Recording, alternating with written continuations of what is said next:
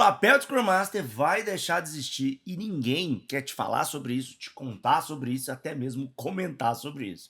Sabe por quê? Porque muita gente ainda acredita que o agilista precisa dominar 1.500 teorias, 2.400 frameworks, técnicas para conseguir entrar nesse mercado, uma nova vaga de emprego, uma nova oportunidade, e até mesmo ser promovido e reconhecido por isso. A realidade é que enquanto você estuda tudo isso para dominar todos os conceitos, todas as teorias, todas as práticas, tudo, tem gente que domina muito menos coisa que você, crescendo muito mais rápido, tendo muito mais oportunidades que você. Por um único motivo, essa pessoa entendeu qual que é a chavinha do jogo, qual que é a diferença. Diferencia quem está crescendo, sendo reconhecido nesse mercado de gestão ágil, gestão de projetos, gestão de produtos, enfim, de outras pessoas que dominam um monte de coisa, mas estão estagnadas. E a diferença é uma só. Porque é o seguinte, não é sobre saber e dominar tudo. O jogo é sobre gerar resultado. Aliás, mais do que isso, o jogo é sobre como demonstrar o resultado que você gera. Muita gente sabe gerar resultado, mas não sabe nem demonstrar esse resultado. Hoje o que eu vou mostrar aqui é que o mercado realmente está esperando de um Scrum Master, de um agilista, né, de um gestor de projetos que utiliza técnicas ágeis ou práticas ágeis em 2025.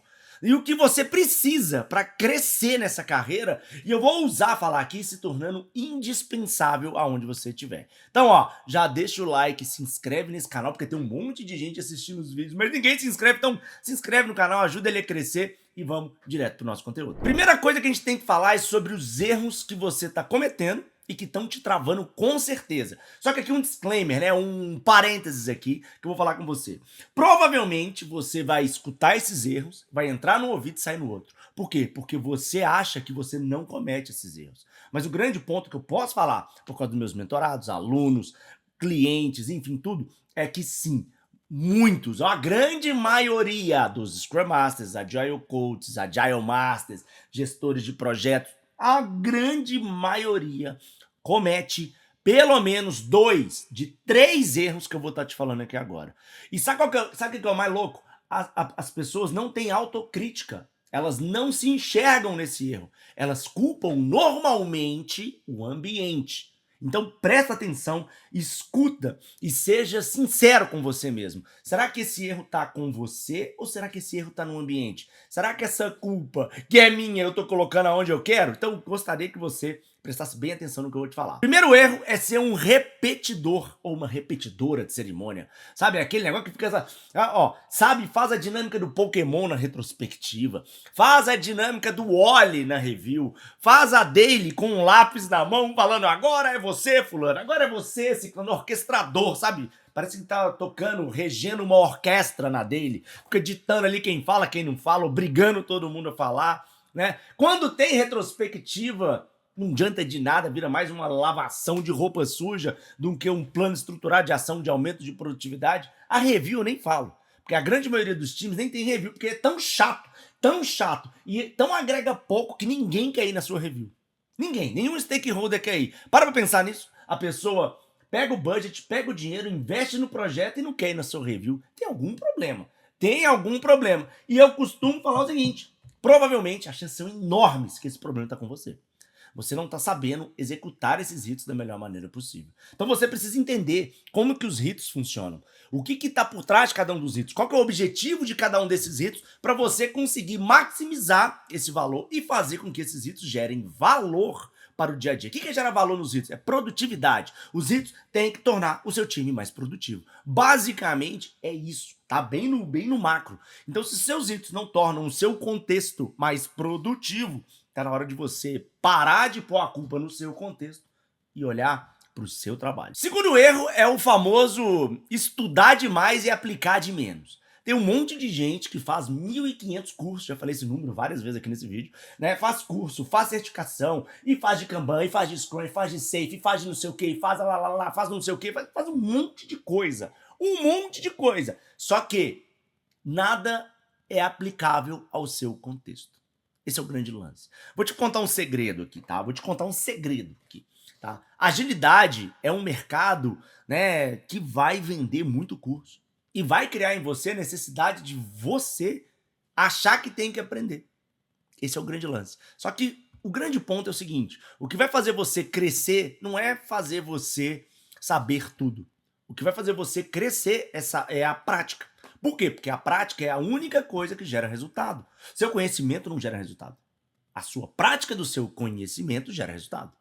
Então, não adianta nada você dominar 1.500 tipos e cursos e certificações e ter uma assinatura de 2 linhas com o número de certificações que você tem no seu LinkedIn, se você não sabe colocar isso em prática ou se você não consegue colocar isso em prática. Então, você precisa colocar em prática. Então, qual que é a minha dica? Para de estudar. Essa pegou mal. Para de estudar, não. Para de acumular teoria e começa a colocar em prática. Pega tudo que você sabe, antes de você fazer o próximo curso, a próxima formação, pega o que você sabe e fala assim, como que eu coloco isso em prática? Como é que eu realizo isso? Como é que eu materializo isso no meu contexto? E faz. Quando você começa a fazer, as coisas começam a andar. Próximo ponto é ser invisível. Né? O que tem de agilista invisível é absurdo. Tanto é que o pessoal começa a falar que ninguém precisa de agilista. De tão invisível que é. De tão invisível. Essa é a verdade. Tá? Você tá ali, você tá fazendo o seu papel, mas ninguém entende qual que é o valor das coisas que você tá fazendo, ninguém consegue ver o valor do que você entrega. E aí sabe o que acontece? Ninguém vê valor em você. Tá? Você se torna um custo. E custo, o mercado, ó, corta fora. É isso que acontece, sendo bem direto com você. Então, você tem que parar de ser invisível. Ai, como que eu deixo de ser invisível? Mostra resultado, gera resultado. Ah, mas eu gero resultado, mas não é o resultado que você quer. É o resultado que a empresa precisa, que o produto precisa. Para você gerar resultado e ser reconhecido por isso, o primeiro grande passo é você entender o que é resultado no contexto onde você está inserido. Qual que é o resultado? Por que o produto que você está trabalhando existe? Por que o time que você está trabalhando existe? Por que alguém está pondo dinheiro nisso? Quando você descobrir isso, você vai entender qual que é o resultado que você precisa gerar. Resultado não é um rito. Resultado não é uma plane, não é uma daily, não é um post-it. Não é isso. Isso é o meio. Resultado é resultado. Resultado é aquilo que o pessoal olha e fala, putz, agora sim. Então você precisa entender qual que é o resultado que o meio que você está buscando para você conseguir gerar através das práticas ágeis, métodos ágeis, enfim, da melhor abordagem do seu contexto. Resumindo, né? O Scrum Master, o agilista, ele não é mais aquele ou aquela que vai facilitar uma reunião, ser o agente de transformação das empresas. Não é mais isso. Antigamente fazia muito sentido você falar tudo isso. Ah, vai facilitar as reuniões, vai colocar as práticas para rodar, vai fazer a transformação cultural da minha empresa. Antigamente fazia sentido você falar isso. Hoje não, as empresas já sabem o que é mais ou menos aquele jogo ali. Óbvio, cada uma tem o seu contexto, tem as suas existências. Mas mudou. O papel mudou, as expectativas sobre esse papel mudou. Tá? E entra 4 pontos aqui que são essenciais para você entender e começar a entender o que é o agilista, vamos falar assim, nessa nova versão, talvez, do agilista ou nessa evolução do papel. Primeiro ponto, o agilista tem que ser alguém que gera diagnóstico do que está travando a geração de resultado. Fato. Ah, eu sei quais são os impedimentos do meu time. Parabéns, mas não é isso que eu tô falando. O que tá travando você de gerar resultado? Ou o seu time, ou o seu projeto, ou o seu produto. É isso, tá? Segundo ponto, agilista é aquele que para de achar as coisas e começa a tomar decisão com base em dados. Tá? Começa a utilizar números, métricas, indicadores de negócio, técnicos, de performance, de produtividade. Você precisa disso. Senão você não faz gestão. Agilista gestor de projetos, gestão ágil, enfim, é gestão. Gestão precisa de número, tá? Terceiro ponto, você vai conectar, você precisa entender como que você conecta a agilidade com o resultado de negócio. Você precisa entender. Como é que a agilidade vai ser um motor que gera resultado onde eu tô? Porque se essa conexão não existe, aonde você tá, a agilidade não funciona, porque não tem espaço.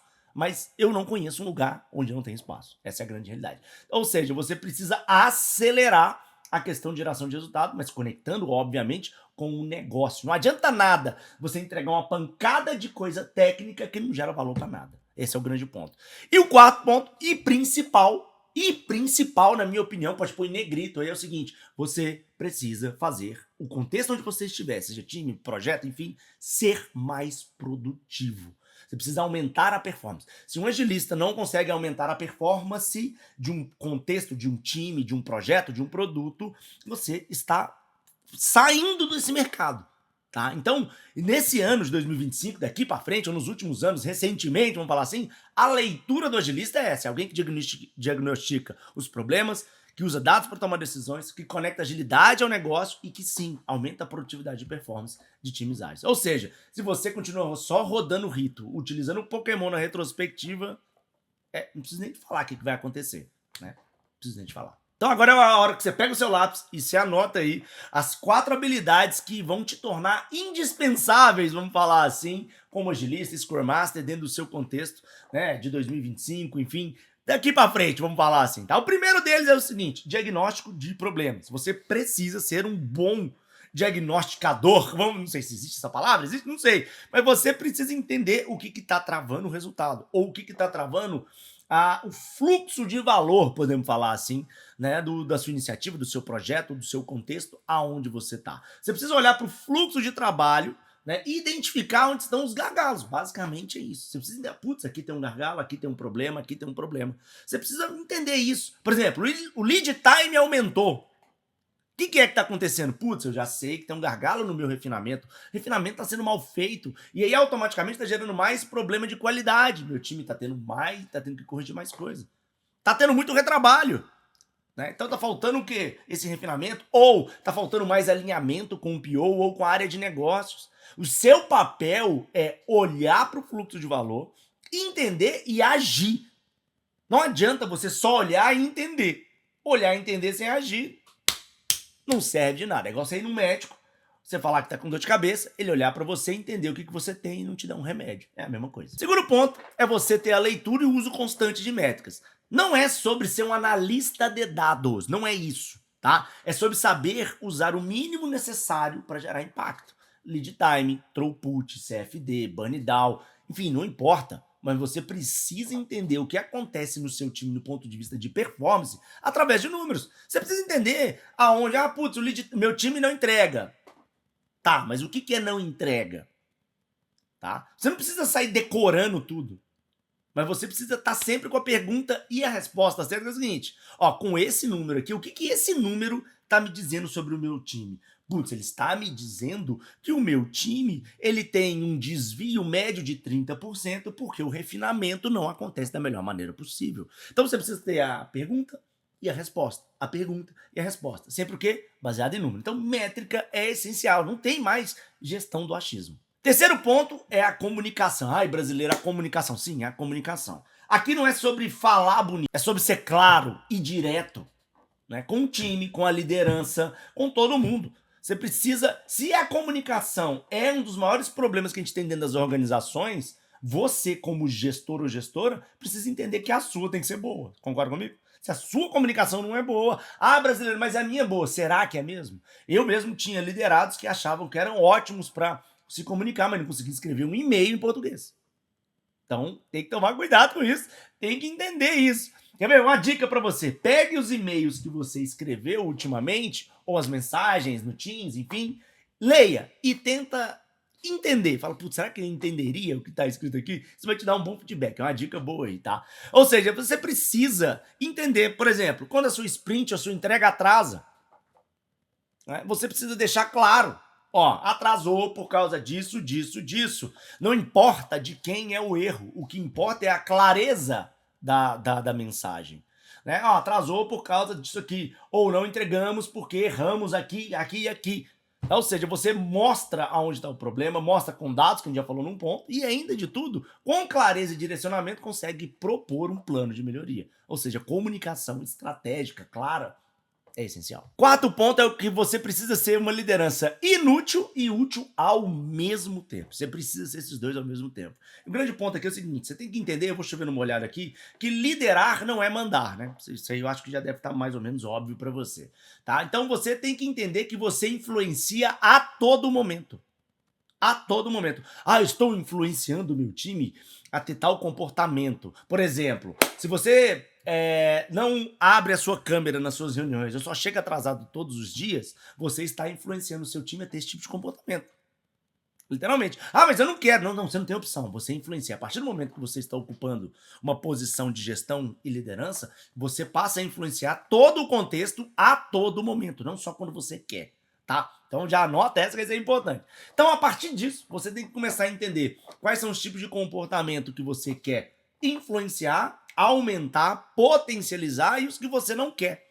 E aí o grande ponto é o seguinte, vão ter momentos que você vai ter que deixar o seu time se autoliderar ou se autogerir, vamos falar assim, para desenvolver a sua própria capacidade disso. Então, por exemplo, tomada de decisões técnicas, estimativas, por exemplo, às vezes vai ter que fazer uma revisão de um plano, enfim, você vai ter que ver ali no seu contexto. Esse é o momento onde você se torna o quê? Inútil, vamos falar assim, né? Bem, não sei se seria essa palavra, mas é o que traz aqui, veio na minha cabeça aqui agora.